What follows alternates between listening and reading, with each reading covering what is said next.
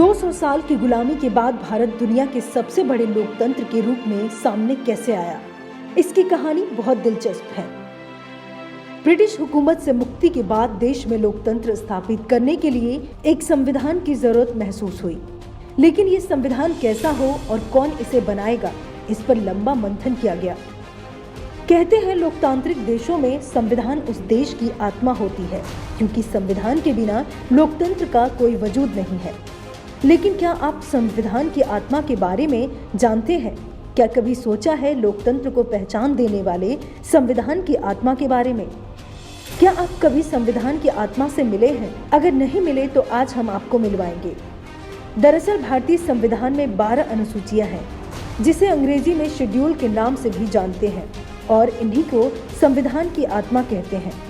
कहते हैं शेड्यूल उन प्रश्नों का समायोजन है जिन्हें किसी दूसरे व्यक्ति के आमने सामने की स्थिति में पूछे और भरे जाते हैं। चलिए आपको 12 शेड्यूल के महत्व के बारे में बताते हैं। उसके बाद बताएंगे आखिरकार भारतीय संविधान में आर्टिकल होने के बावजूद शेड्यूल की क्यों जरूरत पड़ी। शेड्यूल नंबर 1, इसमें भारतीय संघ के राज्य और संघ शासित क्षेत्रों का उल्लेख है। संविधान के 62वें संशोधन में दिल्ली को राष्ट्रीय राजधानी का दर्जा दिया गया है। शेड्यूल नंबर 2, पदाधिकारियों को प्राप्त होने वाले वेतन, भत्ते और पेंशन का उल्लेख है। शेड्यूल नंबर 3, पदाधिकारियों की पद ग्रहण के समय ली जाने वाली शपथ का उल्लेख है।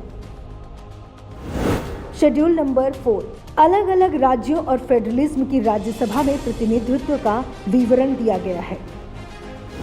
शेड्यूल नंबर 5 में अनुसूचित क्षेत्रों और अनुसूचित जनजाति के प्रशासन और नियंत्रण के बारे में उल्लेख है। शेड्यूल नंबर 6 में असम, मेघालय, त्रिपुरा, मिजोरम राज्यों के जनजाति क्षेत्रों के प्रशासन के बारे में प्रावधान है। शेड्यूल नंबर 7, केंद्र और राज्यों के बीच शक्तियों के बंटवारे के बारे में बताया गया है। शेड्यूल नंबर 8 में भारत की 22 भाषाओं का उल्लेख किया गया है।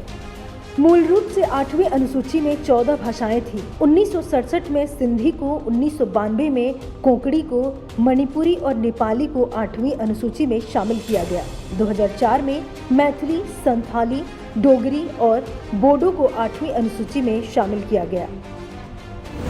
शेड्यूल नंबर 9, इसमें राज्य की संपत्ति के अधिग्रहण का उल्लेख किया गया है। संविधान में यह शेड्यूल पहले संविधान संशोधन अधिनियम 1951 में जोड़ा गया। इन शेड्यूल में सम्मिलित विषयों को न्यायालय में चुनौती नहीं दी जा सकती है। वर्तमान में इस शेड्यूल में 284 अधिनियम हैं।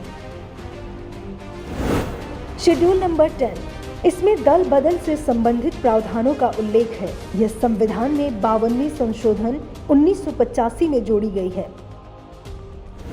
शेड्यूल नंबर 11, इसमें पंचायती राज संस्थाओं को काम करने के लिए 29 विषय प्रदान किए गए हैं।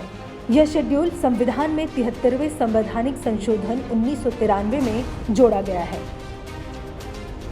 शेड्यूल नंबर 12, इसमें शहरी क्षेत्र की संस्थाओं को कार्य करने के लिए 18 विषय प्रदान किए गए हैं। यह अनुसूची 74वें संवैधानिक संशोधन 1993 में जोड़ी गई है। अब सवाल ये उठता है कि जब संविधान में आर्टिकल थे तो फिर शेड्यूल को शामिल करने की क्या जरूरत थी?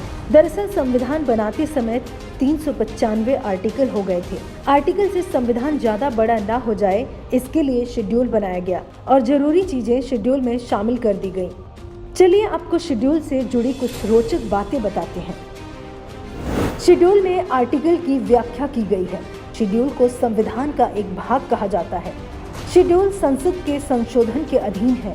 आम व्यक्ति भी शेड्यूल को अच्छी तरह से समझ सकते हैं। संविधान को छोटा बनाने के लिए शेड्यूल को बनाया गया। असल में संविधान हमारे देश की नीतियों का मार्गदर्शक है, इसलिए हमारे देश का सबसे महत्वपूर्ण ग्रंथ भी है। आपको बता दें कि भारतीय संविधान में पहले मूल रूप से 8 शेड्यूल थी, लेकिन बाद में 4 और शेड्यूल को जोड़ा गया। अब भारतीय संविधान में 12 शेड्यूल हैं, जिसमें अधिकार और कर्तव्यों की बात की गई है। शेड्यूल को संविधान की आत्मा भी कहते हैं।